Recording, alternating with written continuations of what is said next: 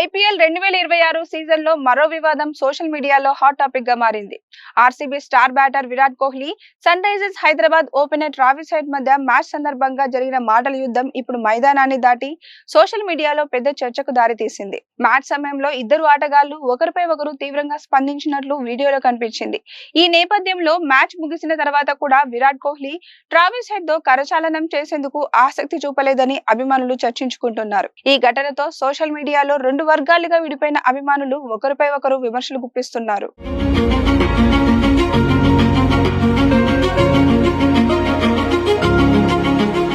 ఈ పరిణామాలపై Travis head భార్య జెసికా హెడ్ ఆస్ట్రేలియన్ మీడియాతో మాట్లాడారు. భారత క్రికెట్ అభిమానుల నుంచి తీవ్ర ఆన్లైన్ వేధింపులు ఎదురవుతున్నాయని ఆమె ఆవేదన వ్యక్తం చేశారు. ప్రపంచ కప్ ఫైనల్ తర్వాత ఎలాంటి పరిస్థితి అయితే ఎదురైందో ఇప్పుడు కూడా అదే పరిస్థితి కనిపిస్తోంది. ప్రతి ఉదయం నిద్ర లేచేసరికి నా సోషల్ మీడియా ఖాతాలు కామెంట్లు, మెసేజ్లతో నిండిపోతున్నాయి.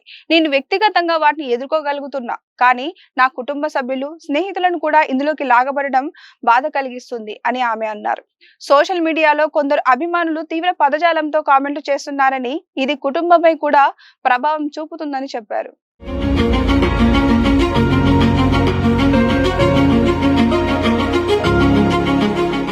జెసికా హెడ్ మాట్లాడుతూ గతంలో కూడా ఇలాంటి పరిస్థితులను ఎదుర్కొన్నామని గుర్తు చేశారు. ముఖ్యంగా ఆస్ట్రేలియా జట్టు భారత్ పై గెలిచిన ప్రతిసారి సోషల్ మీడియాలో ట్రోలింగ్ పెరిగిపోయిందని తెలిపారు. 2023 వన్డే ప్రపంచ కప్ ఫైనల్, ప్రపంచ test championship final, 2024 boxing day test వంటి మ్యాచ్ల తర్వాత పరిస్థితి మరింత దారుణంగా మారిందని చెప్పారు. కొన్ని సందర్భాల్లో చిన్న కూతురును కూడా ఉద్దేశించి బెదిరింపులు వచ్చాయి.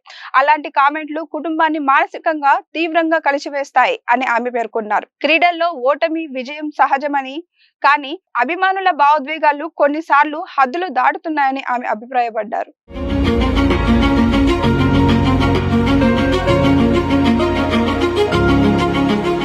ఇక అభిమానుల ప్రవర్తనపై కూడా జెసికా హెడ్ కీలక సూచనలు చేశారు. ప్రస్తుతం ప్రపంచవ్యాప్తంగా అన్ని క్రీడల్లోనూ మానసిక ఆరోగ్యం గురించి పెద్ద చర్చ జరుగుతుంది. ఆటగాళ్లు కూడా మనుషులే, వాళ్ళ వెనుక కుటుంబాలు, పిల్లలు, భావోద్వేగాలు ఉంటాయి. అభిమానులు తమ జట్టుకు మద్దతు ఇవ్వడం తప్పు కాదు, కానీ సోషల్ మీడియాలో వ్యక్తిగత దాడులు చేయడం, కుటుంబ సభ్యులను లక్ష్యంగా చేసుకోవడం మాత్రం అంగీకరించలేని విషయమని అన్నారు. ఒకరిపై ఒకరు దయతో ఉండాలని, సోషల్ మీడియాలో బాధ్యతాయుతంగా ప్రవర్తించాలని ఆమె కోరారు.